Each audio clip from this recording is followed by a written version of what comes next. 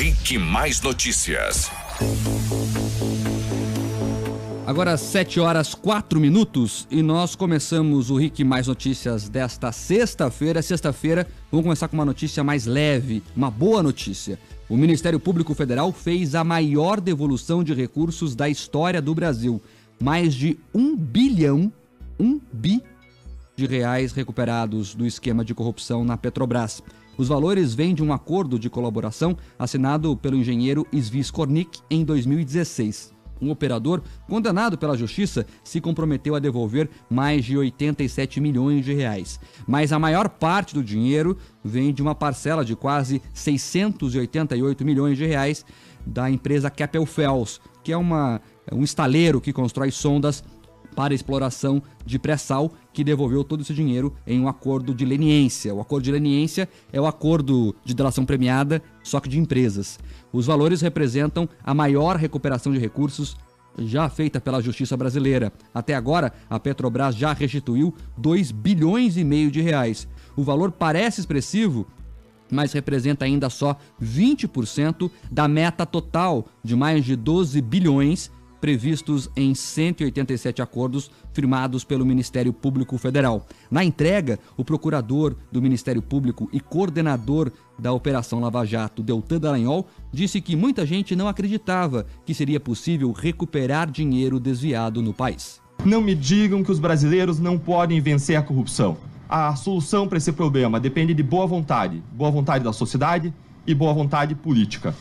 Essa foi a 12ª devolução de recursos no âmbito da Lava Jato. Pelo menos outros 19 acordos prevêem a devolução de mais 450 milhões para os cofres da Petrobras. Até agora, a Lava Jato já devolveu à Petrobras 2,5 bilhões.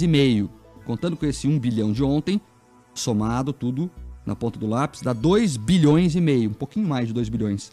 A meta é devolver 12 bilhões. E tem gente que consegue falar mal da Lava Jato ainda. Agora, sabe quem que aproveitou a devolução de recursos para fazer uma média?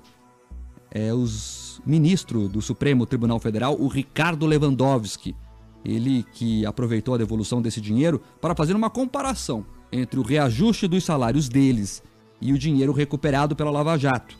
Ele tentou minimizar o impacto que o reajuste de 16% nos salários dos ministros pode causar aos cofres públicos. Lewandowski disse que os custos com o aumento dos salários de 33 mil para 39 mil é menor que a devolução de 1 bilhão à Petrobras. O ministro falou que graças à atuação da magistratura, os recursos desviados estão voltando para os cofres públicos. Abre aspas. Vocês repararam que os juízes de Curitiba devolveram 1 bilhão de dinheiro desviado da Petrobras? Os cálculos que vocês mesmos divulgaram foi no sentido de que o remanejamento orçamentário seria da ordem de 780 milhões. Portanto, só essa devolução representou uma devolução aos cofres públicos, isso sem falar nos milhões e milhões de reais que os juízes federais e estaduais recuperam para os cofres públicos nas execuções fiscais. Fecha aspas. Então, o Lewandowski tentou fazer o quê? Olha, nós vamos custar aí 780 milhões a mais, mas só na Lava Jato os juízes, o judiciário recuperou 1 bilhão. Então nós estamos recuperando o dinheiro que estamos gastando. Vale lembrar que se o reajuste for mesmo aprovado, pode custar até 4 bilhões aos cofres públicos quando for estendido para os demais magistrados, já que o teto passa de 33 mil para 39 mil e isso gera um efeito cascata. Em um primeiro momento, só os ministros ganham, mas aí, logo em seguida, todo mundo vai pedir a equiparação do aumento, e o teto aumenta, todo mundo pode ganhar mais. E ontem o ministro Lewandowski recebeu os militantes de Lula que estão em greve de fome há 11 dias. Ele disse que é preciso ter confiança e paciência que a justiça haverá de triunfar por todos os segmentos, classes, categorias e setores da sociedade. O grupo pediu audiência com todos os ministros do Supremo, mas só foi atendido até agora por Lewandowski. Lembrando que em abril o ministro votou a favor da liberdade de Lula. Ou seja, o escárnio é tamanho que o ministro falou que podemos ter o aumento, porque a gente já recuperou 1 bi só na Petrobras, todo dia a gente recupera dinheiro. E aí, Denia Couto? E justamente o ministro que mais desce o sarrafo na Lava Jato. É um cara de pau esse Lewandowski. presta serviço ao PT quando lhe interessa. É um ministro que, pelo dinheiro do próprio reajuste, até defende a Lava Jato. Chegamos a esse ponto. Bom dia, Mark. Bom dia, Daniel. Bom dia, Terribas. Cheguei atrasado, sabe por quê? Porque eu dormi. Não consegui acordar. Fiquei vendo aquele debate na Bandeirantes. Foi um horror. Daqui a pouco a gente vai comentar o debate. Você viu o debate todo, Mark? Eu sou uns pedaços. Não, eu vi. Eu não vi inteirinho não. Eu dormi um pouco antes. Até porque tava muito chato, já adiantando a minha opinião. Pai do céu. Eu achei que ia ser mais animado. Não, eu achei que ia ser mais animado, que ia ter uns pega ali. Não teve nada. Nossa. Não, mas olha, algumas figuras merecem comentário individual. Daqui a pouco nós vamos falar sobre isso. Agora eu entendi a paixão do Lula pelo Boulos. O que é o Guilherme Boulos? Que figura lamentável é o Guilherme Boulos. É Guilherme o nome dele? É. Guilherme Boulos, né? Meu Jesus amado. O representante dos invasores sem teto. Que figurinha lamentável. Mas daqui a pouco a gente fala sobre isso. Agora o Cabo da Ciolo também, né? Enfim, vamos falar depois. Vamos lá. Preferia ter ido assistir o filme do Pelé. Que filme de Pelé? É a piada do Chaves. É o meme do Chaves. Ah, nem sabia. Esse meme é clássico. Mas tá tudo bem, a gente não falou, né? Cheguei atrasado, tá tudo certo aí, Terribas? Tudo bem com a nossa live? Tá tudo funcionando, lindo aí? gente. Estamos no ar. Tá tudo bem, né, Mark? Tudo bem, tudo tranquilo. Os Então ouvintes já participando aqui, gente. Então quer dizer que a Lava Jato, que não existiu, que tudo não passa de peça de fantasia da imprensa golpista, de um judiciário perseguidor, de um Ministério Público irresponsável, de uma Polícia Federal que não se comporta como polícia de Estado, já devolveu 2,5 bi aos cofres públicos. Devolveu o que se não aconteceu crime nenhum, Mark? Tudo não passa de uma grande teoria da conspiração. Você tá vendo como aquelas pessoas que fingem não aceitar a realidade passam ridículo na hora do cheque? A pessoa passa ridículo. Não, porque a Lava Jato não passa de uma invenção das elites para prejudicar o PT. A Lava Jato não acontece, essa Lava Jato, ela na verdade, ela é direcionada apenas para prejudicar um partido político e mimimi, blá blá blá e bobobó. Daí o Ministério Público promove a devolução de R$1 bilhão aos cofres públicos e o PT evapora. Some. Porque daí o discurso vai por água abaixo. Tá aí a realidade. Contra o fato, o discurso infantilizado da militância do PT, aquela mais cega, vira pó. Era isso aí. Cheguei chegando, atrapalhando todo o jornal. Vambora, Mark, com a opinião dos ouvintes. Daniel, os ouvintes comentando aqui sobre o debate, na live, por exemplo, tem o Douglas Dotto dizendo que, na opinião dele, o debate foi uma porcaria. Não... Foi mesmo. Usou o português claro aqui. Parece que estavam com medo de fazer perguntas, principalmente para o Bolsonaro. Pelo menos foi o que o ouvinte percebeu, diz aqui. Também o pessoal aqui no WhatsApp falando sobre o debate, dizendo que perdeu tempo, enfim. E também comentando essa questão do aumento do judiciário, dos ministros do STF. A Jennifer de Pinhais diz assim: avisa o Lewandowski que o salário, meu salário, no caso dela, aumentou só 2%. Também tem o ouvinte Márcio participando aqui. Ele mandou um meme, Denian. Assim, você falou agora há pouco do Guilherme Boulos, do PSOL. Daí ele mandou um meme assim, tem a foto de cada um, daí tem lá o cabo da Ciolo, dizendo: agradeço a Deus por estar aqui. Marina Silva, agradeço a Deus por estar aqui. O Bolsonaro, agradeço a Deus por estar aqui. O Boulos, agradeço ao Lula por estar aqui. Então, ou seja, o pessoal brincando com a situação. Ele que foi o grande defensor de Lula. E você veja que o Ciro, o pessoal comentando aqui também, tirou o carro longe do PT, né? Mas inclusive óbvio, bateu bastante. Óbvio. Ciro Gomes não nasceu ontem. E outra, né? Levou um puxão de tapete do PT que nunca mais vai esquecer. Bem feito pro Ciro Gomes. Tem aquela fábula do escorpião, né? Do sapo e do escorpião. Tá diante de um rio E o escorpião precisa passar pro lado de lá. Aí o sapo também. Daí o escorpião diz assim pro sapo: me leva lá pro outro lado do rio. Aí o sapo: eu não vou te levar. Você vai me picar. Não, mas eu não vou te picar. Acredita em mim. Eu preciso chegar do outro lado do rio. Se eu te picar, nós dois morremos. Então eu vou precisar da tua ajuda. Aí o sapo acreditou. Quando tava no meio do rio, o escorpião foi lá e pá, no sapo. Aí o sapo olhou pro escorpião e disse: ué, agora nós dois vamos morrer. Por que que você me picou? Resposta do escorpião: porque é da minha natureza. É da natureza do Lula. O Lula é assim. O Lula é o escorpião. O Ciro é o sapo. Foi picado. Aprendeu. Espero que tenha aprendido pela enésima vez que não dá pra confiar. Entrou pelo cano. Quis fazer acordo com o presidiário, deu no que deu. O Boulos tá nessa porque não tem nada a perder. E o Boulos é daquele tipo de militante, mas é o homem-bomba da esquerda, né? Se amarra inteiro na dinamite e sai correndo. O que der pra explodir, explode. O Boulos, convenhamos, né? É uma figura que não existe. Não existe. A impressão que eu tenho do Boulos é o seguinte: ele sabe que não tem a mínima chance, ele tá ali pra causar. Ele tem prazer em fazer aquelas propostas da esquerda utópica só pra jogar a bomba e, como você falou, dar risada do circo pegar fogo. Óbvio que ele sabe que tudo que ele fala não tem a mínima aplicabilidade na vida real. Claro, é um homem-bomba. Agora, tava bem vestido o Álvaro Dias, né? Eu achei pro meu gosto, eu digo, ô louco, que elegância, Mas tava sem gravata, baita né? mão.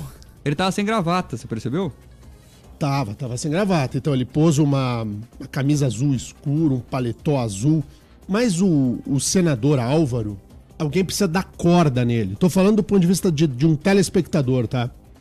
Alguém precisa pegar e virar a corda ou trocar a pilha. Ele parece que ele tá um tom abaixo. Da discussão, né? Do nível da discussão. Não, assim, na velocidade da Sim. fala. Na empolgação. Sim. Na empolgação. É que tá Sabe, todo mundo aceleradaço e ele, né? Eu tenho o essa impressão vinil, também. pois é, o vinil agora voltou a A bombar. bombar. Sabe no vinil, assim, quando tu fica... Tem a rotação. A rotação, a normal é 33. E daí tem a 5 que é 40 e pouquinho. Tava todo mundo no 45. Uhum. E ele tava no 33. Ele parecia lento. Agora E tava. E o Bolsonaro, os bolsominions aí, nem vão brigar comigo porque vão concordar com o que eu vou dizer. Estava num ponto de nervosismo. Ele tava... Posso falar a palavra aquela, Terribas, ou não? Pistola. Fala pistola. Não, eu vou falar não. uma... Ele tava cagado de medo. É, Ele chegou a curvar os ombros pra frente, assim. Ele parecia um fiapinho. Os outros entravam com o peito erguido, né? No púlpito. é que também é ele- a primeira eleição dele, né? A presidência, né? bonitão. Se É a você primeira vez treme, que ele vai, se você treme no debate você treme. A vida real não é debatezinho em televisão. Debate de televisão mata no peito e vai embora. Por favor, você é forjado no embate no legislativo. O Bolsonaro tava, assim, visivelmente pilhado de medo. Depois foi acalmando, mas no começo do debate, Bolsonaro tava apavorado. E aí levou passa-moleque de todo mundo. Então, o que... Porque todo mundo percebe, né? Você percebe quando o sujeito tá desconfortável. E o Bolsonaro estava... Não sei se te passou essa impressão, Mark. Você teve a impressão de que ele estava muito nervoso? Até pela fala, ele gaguejava mais do que o normal. Então isso é um sinal importante também. E aí, aqueles mais experientes, o Ciro Gomes, o Geraldo Alckmin, a Marina Silva, esses aí não, né? Esses aí é a mesma coisa que tá no sofá da sala. Mas a Marina dá sono, não dá não? A voz da Marina é Meu muito Deus. enjoada. Então, é aquilo. E o Alckmin é aquele picolézão de chuchu que nós conhecemos, né? Tá lá tudo, tem conteúdo, mas não tem graça. O Alckmin, ele fez muita fonoaudióloga, daí você percebe exatamente que ele faz o que a fono mandou. Até com a mãozinha, o jeito de entonar a voz. Então, é muito coordenadozinho. Fica falso. Até por isso essa coisa do picolé de chuchu. Fica falso, né? Fica aquele político caracterizado, que a Fono mandou fazer isso. Que as palavras são bem pronunciadas. A articulação da boca é exagerada. Enfim. Daí fala de um jeito mais lento e que todo mundo entenda. Então fica aquela coisa meio fake. Exato. Na fala do Geraldo Alckmin. Mas de conteúdo mesmo, o debate acrescentou muito pouco. E o Boulos entrou já de sola no Bolsonaro, na primeira pergunta. Mas eu vou te dizer uma coisa. Eu esperava que o debate fosse ruim, mas não tanto. Foi bem ruim. Então, e menos por culpa da Band, né? Menos por culpa da TV Band do que dos próprios candidatos. A regra é muito chata, mas é o que tem pro café. A sensação que eu tive do Bolsonaro, na verdade, é que o Bolsonaro ficou esperando aquelas perguntas tradicionais, dos ataques tradicionais da mídia. E daí não teve isso tanto. E daí ficou um negócio meio tipo, ele não sabia o que fazer. Daí eu acho que o nervosismo ficou, não sabia o que fazer. Porque faltou, talvez, aquele negócio da esquerda de chegar nele, do kit gay, blá blá blá. Quando eu sai acho que quando sai do script. Saiu do script dele e aí ele ficou meio sem reação, entendeu? Foi essa sensação que eu tive. Bolsonaro não foi bem no debate.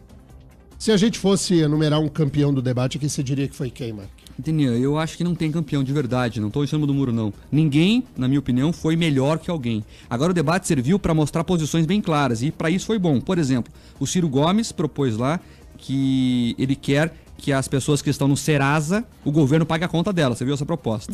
E ele repetiu isso, hein? E é um populismo descarado a la Lula. Então, assim, quem quiser votar no Ciro Gomes sabe o que está escolhendo. Ele quer arranjar uma bolsa Serasa, que é o que ele propôs ali. Ele falou, eu vou resolver isso, quem está no Serasa, conte comigo. Até o Bolsonaro brincou com ele. Eu não vou pagar essa conta, ensina aí como é que tu vai pagar, enfim. Então, o Boulos, defensor do Lula, tá ali para defender o Lula. O Alckmin é esse negócio, defendeu muito a aliança, né? É a aliança que eu tenho que governar depois, e por isso eu fiz a aliança. Então, foi chato, mas deu já para ver o que cada um vai propor. E sabe por que eu acho que ninguém ganhou? Porque todos são muito ruins do ponto de vista de retórica. Pode falar mal do Lula, mas ele vai bem em debate. Ele sabe articular, ele fala bem e tal. Não tem nenhum Lula ali, não tem nenhum Brizola, não tem nenhum Quércia, não tem nenhum Enéas Carneiro, não tem ninguém que te convença, Daniel. Todos gaguejando, nervosos. Enfim, é por isso que eu acho que não tem ganhador. Mostra a situação política do Brasil nesse momento. Eu acho também. Concordo contigo plenamente. E há uma outra questão a se observar, né? Uma daquelas pessoas ali, porque chegou um momento, quando dava a câmera aberta, volta de break, aquela coisa assim, tava muito bonito o cenário da TV Bandeirantes. Tu olhava aquela câmera aberta, eu pensava, Deus do céu, uma dessas pessoas vai presidir o Brasil. É um deles ali. E é um deles mesmo. E é um daqueles ali vai presidir o Brasil. Em 1º de janeiro do ano que vem, um deles será alçado à condição de presidente do Brasil, de chefe do Poder Executivo da União, de chefe do Estado brasileiro e de chefe do governo. O presidente da República Federativa do Brasil. Uma daquelas figuras vai presidir o nosso país. E é um oceano de sal. Água e sal. Zero de tempero. Daqueles que lá estiveram e lá estão, penso que alguns poderão melhorar para o próximo debate. Poderão aprender com aquilo ali. E outros são aquilo ali mesmo. O Boulos. Eu fiquei muito impressionado com o Boulos. Eu nunca tinha visto o Boulos tanto tempo. Sim. Falando. Sempre a gente vê aquelas entrevistinhas do Boulos lá de 1 minuto, 2 minutos. Aquela coisa assim. Eu nunca tinha visto o Boulos tanto tempo. Mas o Boulos, é uma das figuras mais perigosas da República. Esse sujeito, ele é um homem-bomba. Esse sujeito, ainda bem que ele vai ter 1%. E só, que é o tamanho dele. O ouvinte aqui tá perguntando, Daniel, o Fernando Maus, na live, que se você percebeu que o Boulos tem até os trejeitos do Lula. É, uma imitação piorada, né? Porque o Lula tem carisma. O Lula é um sujeito carismático. É vagabundo, bandido, ladrão, corrupto, preso. mas tem um carisma louco. O Lula chega, ilumina o lugar. Não tem como você ficar indiferente à presença do Lula. Os carcereiros que estão lá cuidando da Polícia Federal, eles são encantados com o Lula. O Lula, onde o Lula tá, fica todo mundo inebriado. Ele tem um magnetismo pessoal que é algo absolutamente fenomenal, não tem, mano? Exato, Denis. Eu ia falar esse relato aqui, o que o pessoal que trabalha lá próximo a ele, né, no sentido de fazer a carceragem, enfim, fala isso. Você sabe que ele é um condenado à justiça, mas ele tem uma simpatia que você, por alguns segundos, esquece, porque ele te envolve, ele é bom nisso. Bom, ele enrolou um país inteiro 4 vezes, ele ganhou 4 eleições, porque ele ganhou as 2 dele e as 2 da Dilma. E não é que ele enganou uma pessoa, ele ganhou um país inteiro. É um país. Agora, como diz um grande amigo nosso, Daniel, não tem como um picareta ser chato. Picareta tem que ser bom pra enrolar os outros, né? Picareta tem que ser um cara legal. É o famoso... Você nunca viu o 171 ser o enjoado. O 171 é o bacanão do processo. Todo mundo gosta dele. Presidente Noronha, pode sentar ali, a gente já vai no próximo bloco conversar. Daqui a pouquinho tem entrevista com o presidente da OAB do Paraná, José Augusto Araújo de Noronha.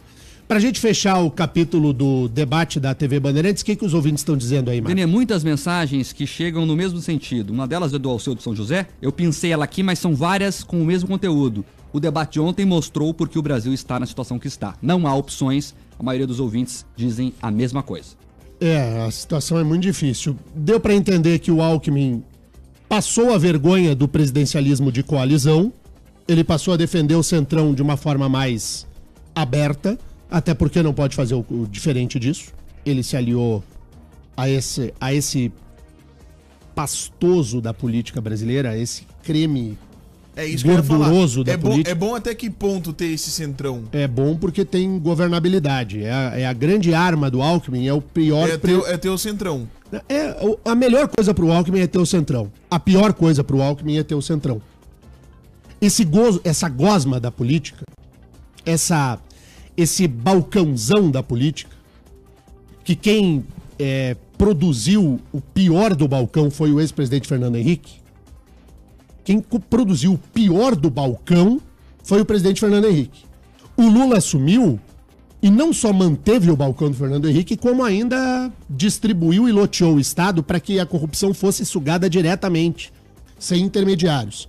Então, aquele modelo do Fernando Henrique, que foi seguido pelo Lula, pelo primeiro governo da Dilma, e que a Dilma não soube controlar no segundo, e aí sofreu impeachment, volta com tudo com o Alckmin. O positivo é que o Alckmin, alcançando o governo, vai governar. O negativo é que a gosma tá aí e vai continuar.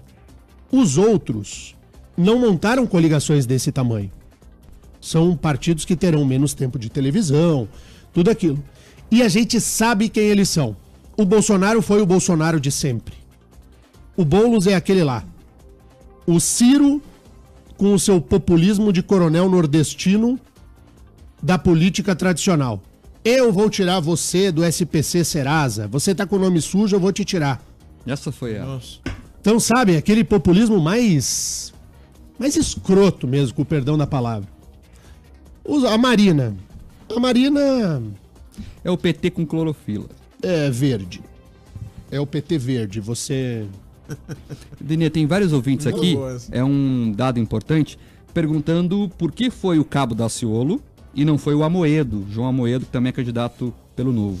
Porque o Novo não existe como partido ainda. Quando o Novo existir como partido, o Novo irá. Convenhamos aqui, eu e você aí do outro lado do rádio, tem como fazer um debate com tudo aquilo de gente? Não é debate, né? Um debate bom de verdade teria a liberdade da emissora convidar quem ela quisesse. Você convida quem tem viabilidade eleitoral e vê lá o debate acontecer. Aqueles que estão se lançando usariam o espaço das entrevistas, né? E não do debate, porque senão você atrapalha o debate verdadeiro.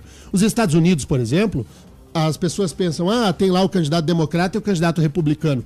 Não é verdade. A cada eleição tem 30 candidatos à presidência.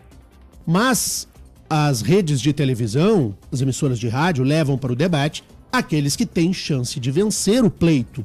Porque daí você oferece ao cidadão a informação de verdade de quem pode ganhar a eleição. Quem que pode ganhar a eleição no Brasil?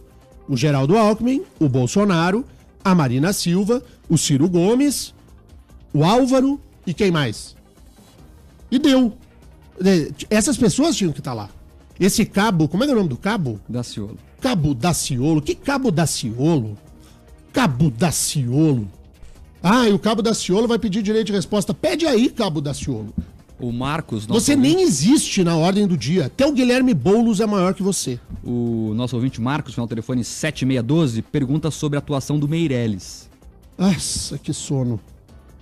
Vencer o sono do Henrique Meirelles é algo... É assim, eu não sei vocês, mas o candidato que me deu sono mesmo foi o Meirelles.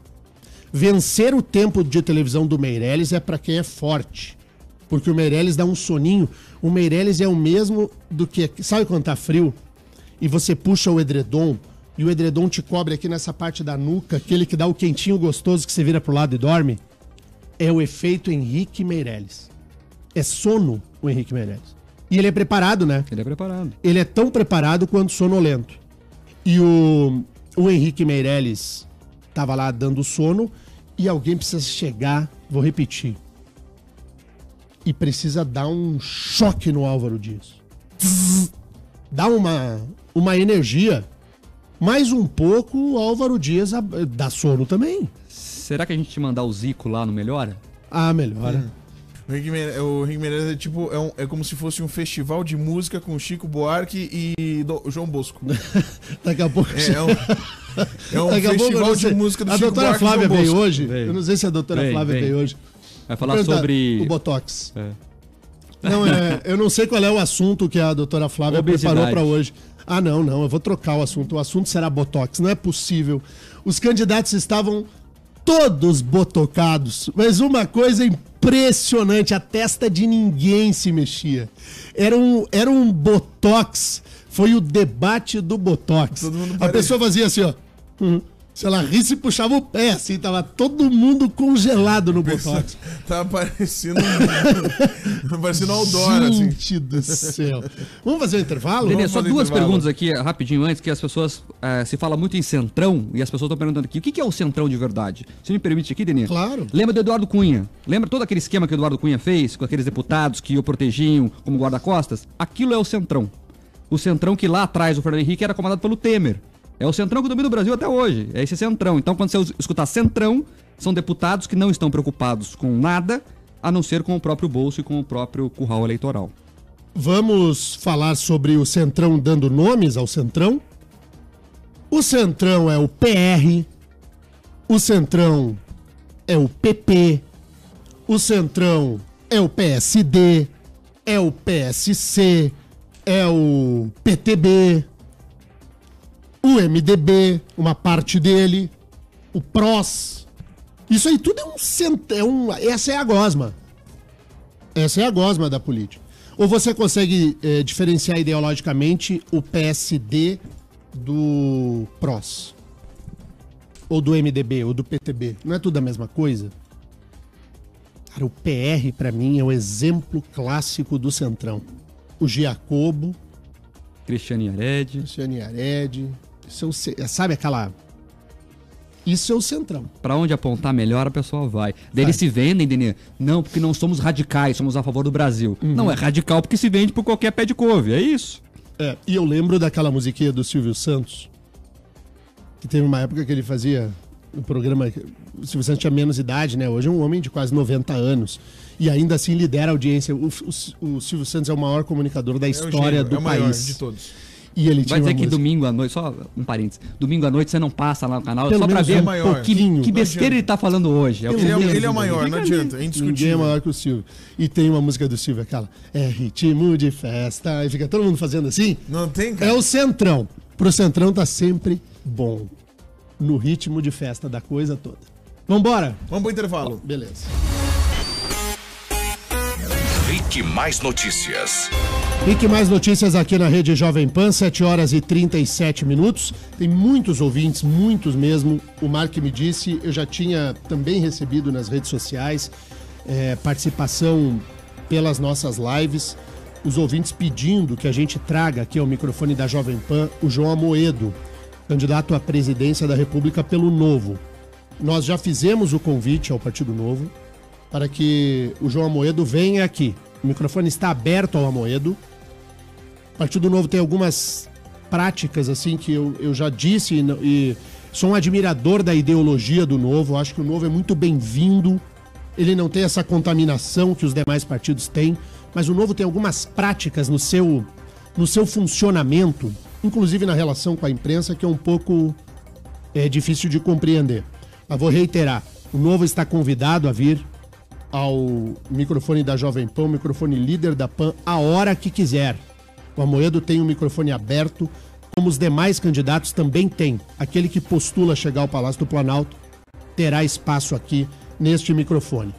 Nós estamos também organizando, diante do período dos registros das candidaturas, após o dia 15 de agosto, na semana que vem, depois de registradas as chapas verdadeiramente, quando nós soubermos se haverá ou não desistências e quais são os partidos com viabilidade, vamos fazer um levantamento desse quadro e os candidatos ao governo também passarão um a um pelo microfone da Jovem Pan para entrevista sem mimimi e que nós escolhamos o candidato que tenha verdadeiramente melhor condição de governar o nosso estado e o país. Então, só para reiterar que o Novo já foi convidado a aqui estar. E o Novo precisa também aprender, e aí é uma situação que eu acho que o militante do Novo aprendeu com o militante do PT e aprendeu com o militante do PSOL e com o militante de partido mais... e com o Bolsonaro. Tem que aprender a apanhar. Tem que saber que o pau que dá no Chico bate no Francisco. Então você faz uma crítica ao Novo, eles dizem aprende a apanhar. Ou você quer ir pra vitrine e quer só levar afago? Presidente da OAB do Estado do Paraná, da nossa seccional, se não soubesse apanhar, porque os advogados elogiam muito e sabem criticar também, não sabem, presidente Noronha? Bom dia. Bom dia a todos os ouvintes da Jovem Pan, do jornal RIC Mais Notícias. É um privilégio estar aqui nas vésperas do Dia do Advogado, da Advogada. E eu inicio cumprimentando, Denian, os 68.300 advogados do Paraná, que trabalham muito pela democracia, pela justiça, pela cidadania e que são, com todo respeito às demais, nós temos aqui no Paraná o melhor quadro da advocacia do Brasil. Daqui a pouco a gente vai falar um pouco sobre a advocacia, sobre o Dia do Advogado. Mas eu quero abrir a entrevista perguntando ao doutor Noronha sobre como será a atuação da OAB no caso da advogada Tatiane Spitzner, de Guarapuava, que foi, ao que tudo indica, de fato vítima de um homicídio. O júri vai dizer se foi ou se não foi, mas o cenário é esse. E se não de um homicídio, ela foi, pelas imagens, agredida. As imagens são muito fortes. Como o caso da morte dessa advogada vai pautar o comportamento da nossa ordem? Bom, em todos os casos onde há efetivamente a morte do advogado no exercício da profissão ou em situações obscuras como essa da Tatiane Spitzner, que nós conhecemos as imagens, conhecemos todo o enredo que cerca esse caso, a Ordem dos Advogados do Brasil nomeia advogados para acompanhar o inquérito policial e o próprio processo penal depois do recebimento da denúncia. E nesse caso não foi diferente. Nós indicamos uma advogada de Guarapuava, o professor Rodrigo Sanches Rios e também a nossa presidente da Comissão de Violência do Gênero, Sandra Lia Barvinski, para acompanhar esse caso. E eles agora já estão trabalhando desde a parte do inquérito até o julgamento. E esse é o papel da OAB também, cuidar dos seus e principalmente em casos como esse de grave, pelas imagens, violência contra uma colega nossa, nós atuarmos no sentido de ter justiça ao caso. E será feita uma homenagem a ela, não é, presidente? Sem dúvida. Como eu disse, amanhã é o dia do advogado, e nesse ano vamos fazer uma uma comemoração diferente. É óbvio que no Paraná inteiro há eventos comemorativos, mas amanhã nós vamos fazer uma caminhada contra a violência contra a mulher, contra a violência de gênero, saindo da OAB do Paraná a partir das 11h30 da manhã e chegando no Museu Oscar Niemeyer. Nós estendemos um grande banner na frente da nossa entidade, mostrando uma cena de violência contra a mulher que é gravíssima. Hoje, a todo minuto, nós temos casos, denúncias de violência contra a mulher e, infelizmente, nesse caso, nós temos, pelas cenas que foram mostradas, principalmente na frente do prédio, no elevador, uma agressão absolutamente bárbara contra a nossa colega e que eu tenho certeza que,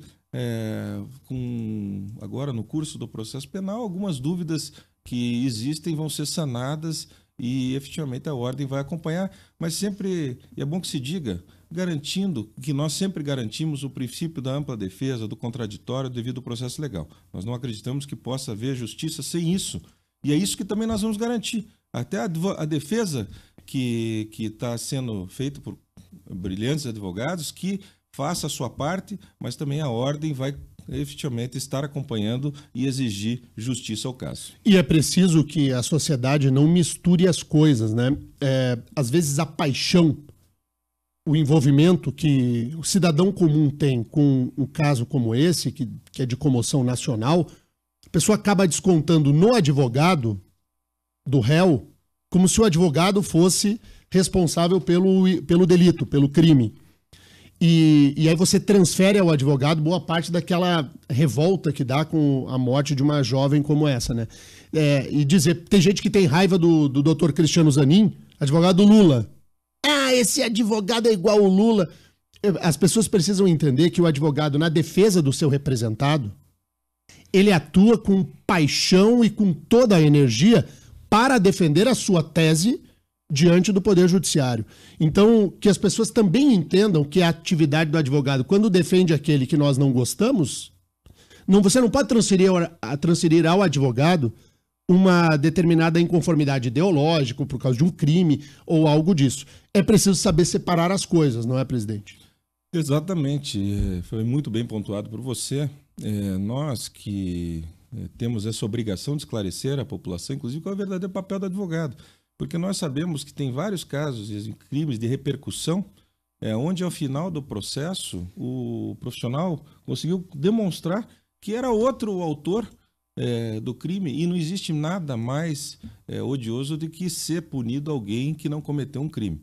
Então nós temos e acreditamos, precisamos acreditar no sistema policial, no sistema de investigação, nas nossas instituições, mas sempre separando o papel do profissional da advocacia do seu cliente, da atitude ou do crime que está sendo acusado qualquer pessoa. Então, nós temos 68 mil advogados ativos hoje no Paraná, é isso? Nós temos mais de 68 mil advogados ativos, nós temos, considerando os que têm inscrição suplementar, nós estamos caminhando a OAB do Paraná para atingir a marca de número de registros 100 mil.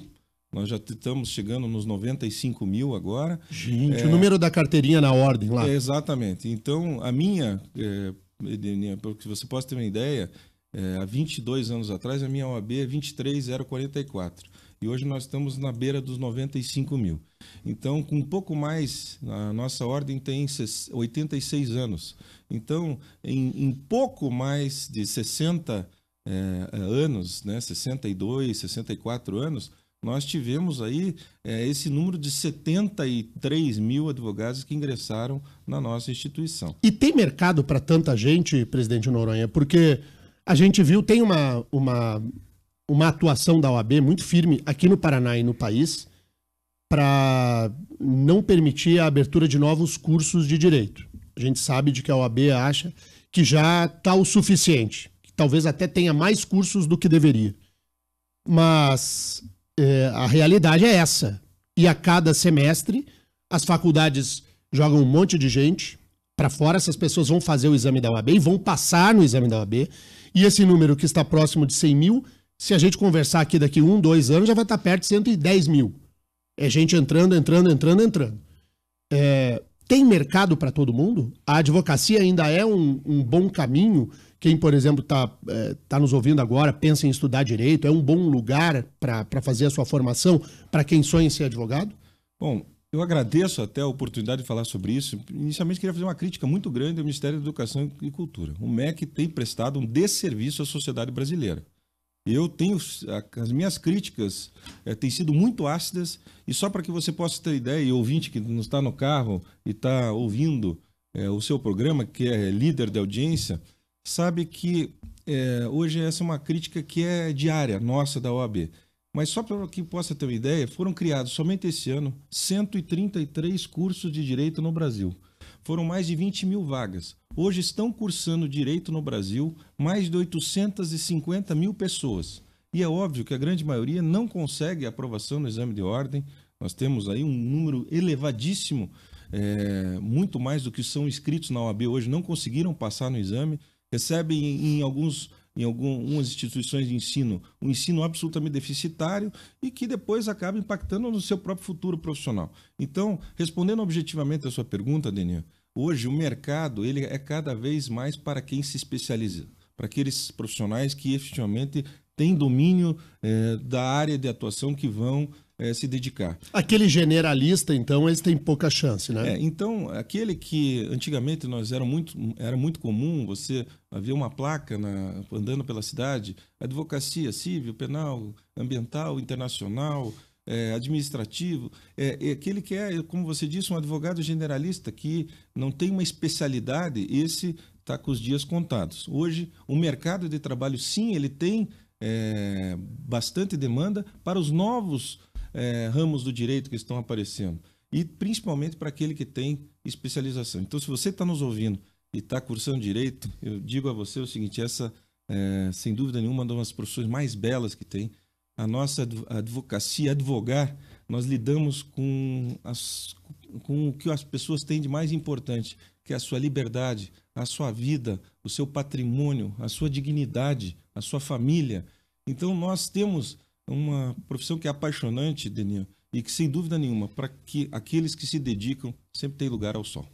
Muito bem. Presidente da Ordem dos Advogados do Brasil no estado do Paraná, José Augusto Araújo de Noronha, muito obrigado pela presença aqui mais uma vez. É sempre uma alegria recebê-lo. Quem quiser ouvir mais do Noronha, daqui a pouquinho nós vamos tocar o quadro 8 em ponto na RIC TV Record. Vamos falar mais sobre isso e lá vou deixar a pergunta no ar para responder lá na TV. Como será a participação da OAB no processo eleitoral aqui no estado do Paraná? A OAB historicamente tem uma atuação muito firme na questão por eleições limpas, livres. Vamos saber do Dr. Noronha. Em nome do Dr. Noronha, eu quero cumprimentar muito especialmente, assim, carinhosamente, os advogados que ouvem esse jornal, e eu sei, o Mark sabe também, são muitos. O número de advogados que nos empresta audiência todos os dias aqui é algo assim que nos orgulha e nos honra.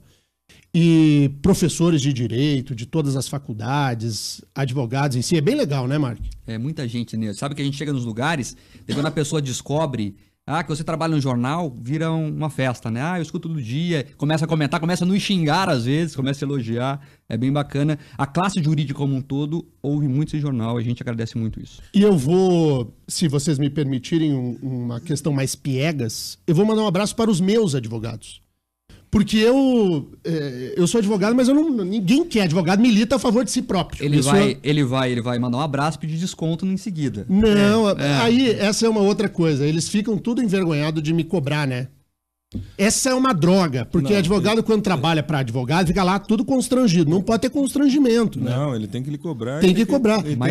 E tem que deixar o constrangimento de lado, né? E tem que respeitar a tabela da OAB. É isso aí, tem que deixar o constrangimento de lado. Então, quero mandar um abraço grande e dizer que essas pessoas, elas de fato são muito dedicadas e profissionais do mais alto quilate. Nos processos criminais que são movidos contra mim, e eles são bastante numerosos, porque as pessoas acham que entrar com uma ação penal por injúria, calúnia ou difamação, isso tem algum resultado prático, e como se eu praticasse isso ao microfone. Coisa que eu não faço, mas a pessoa faz para intimidar.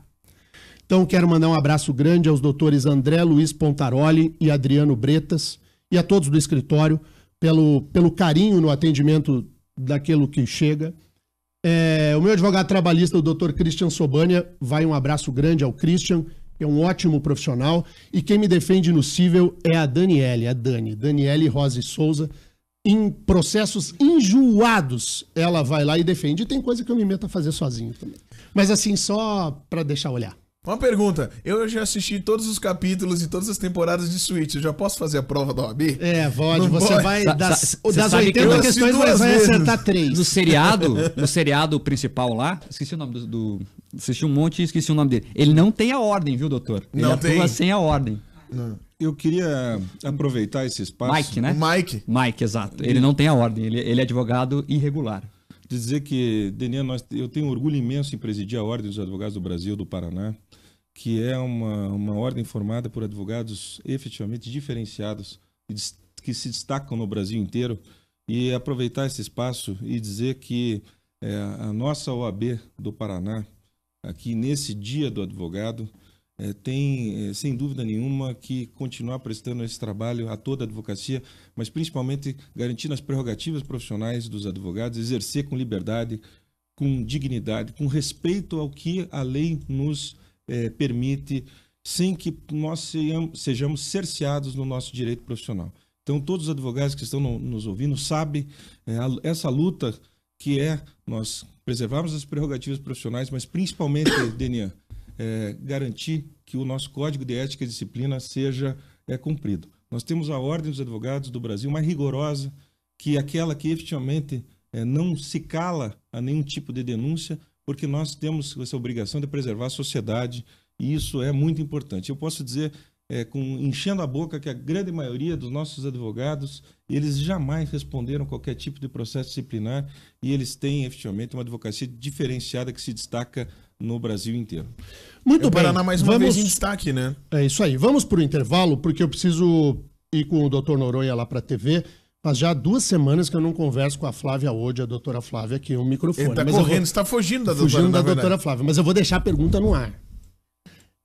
Esse nível do Botox, doutora Flávia, os candidatos ontem, eles tinham tanto Botox, mas tanto Botox, que alguns pareciam que estavam com a cara, assim, espichada de um jeito... Tinha um pregador segurando atrás. Aí, a doutora Flávia, que trabalha com essa questão de medicina estética, além da nutrologia, né? Ela é dermatologista também.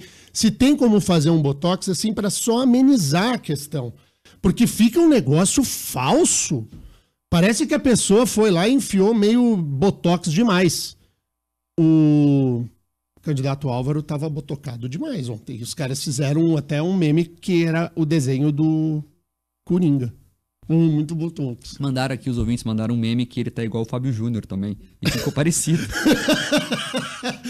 Carne, unha, alma gêmea. Tchau. Até amanhã, não, até segunda. E o Mark toca aqui a entrevista com a doutora Flávia. Vou lá para a TV. Muito obrigado. Muito obrigado.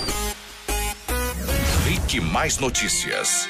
Agora 7h59. Agora, Pílula da Saúde, com a doutora Flávia Odi.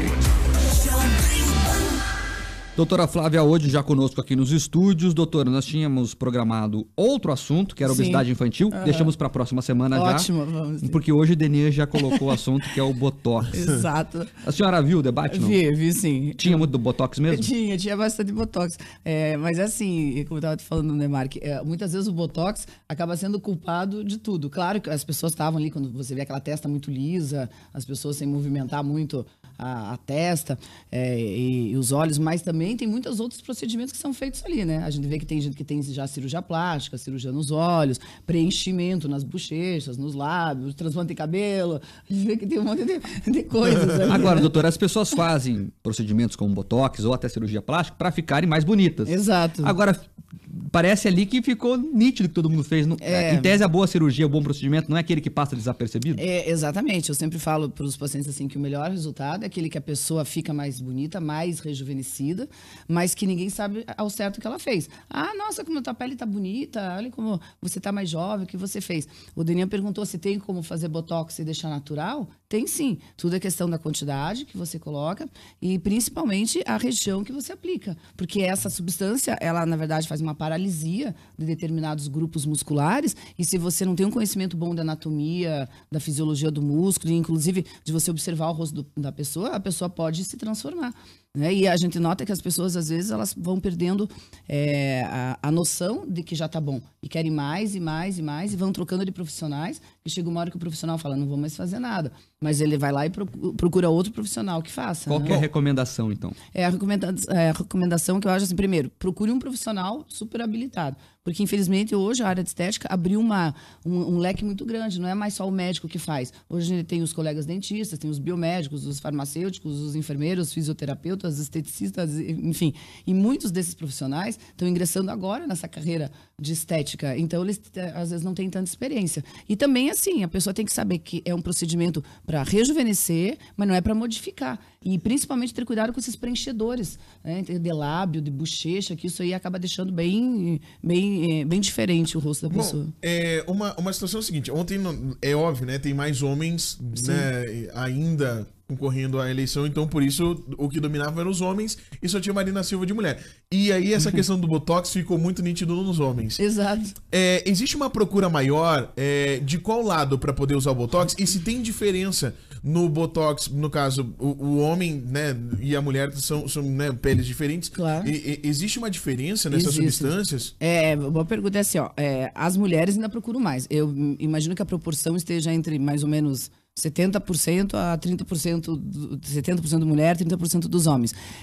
Mas existem particularidades do rosto do homem e da mulher, no que se diz respeito à quantidade de produto que se usa e na anatomia do rosto, porque a anatomia do rosto do homem acaba sendo diferente da mulher e os traços têm que se manter mais masculinos. Então a gente tem que ter cuidado para não começar a colocar produtos nos homens que os deixem com a cara mais feminina. Então existe a diferença na técnica de aplicação também. Por exemplo, a mulher gosta de uma sobrancelha mais elevada, gosta de uma sobrancelha mais aberta. O homem, se fica com a sobrancelha muito elevada, fica realmente com a cara do Coringa, né? E aí fica com a sobrancelha feminina. Um lábio preenchido no homem é mais perigoso de fazer, porque vai ficar com um aspecto mais feminino também. E quanto tempo dura o efeito do Botox? O Botox, ele depende, em média, ele dura de 4 a 6 meses. A média que eu vejo são 4 meses bem lisinho. Depois a gente já começa a ver uma perda dessa toxina.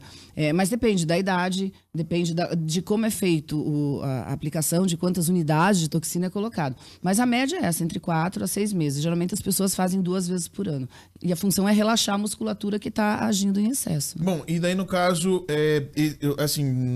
lógico, tem objetivos diferentes. Sim. Mas a plástica e o Botox, nesse caso, qual seria melhor, por exemplo, uma pessoa que já está... não, eu preciso fazer... Qual que seria o caminho menos agressivo? Né? Assim? Veja, o Botox serve para amenizar rugas de expressão. Então, pé de galinha, as rugas da testa, essa ruga no meio da testa de braveza, né? E ele não vai tratar nada, por exemplo, como excesso de pele, bolsa de gordura, flacidez muscular. A plástica já vai servir para dar um contorno de novo, tirar o excesso da pele, gordura embaixo dos olhos, excesso de pele na pálpebra. Então, eu posso dizer que eles são tratamentos complementares. Uma pessoa mais jovem geralmente não tem necessidade ainda de um lifting, né? De uma cirurgia de face. Então pode muito bem manter por mais tempo com uma toxina, um produto que preencha, um laser. Mas quando o excesso de pele já está muito grande, pescoço principalmente, e contorno de rosto, aí já tem uma indicação de cirurgia plástica. Um, na verdade, não compete com o outro, né? E a idade não influencia? A partir de que idade, mais ou menos, que se torna saudável, né? Usar isso? Hoje tem gente muito nova fazendo já, dizendo que é assim, né? Botox preventivo. Eu falo sempre que é muito relacionado à idade da pele da pessoa. Porque eu tenho pacientes, por exemplo, que têm 45, 50 anos e não tem quase ruga. E tenho pacientes de 30 que por fumar, por ter uma genética que não favoreça muito, tomar muito sol, já tem os pés de galinha.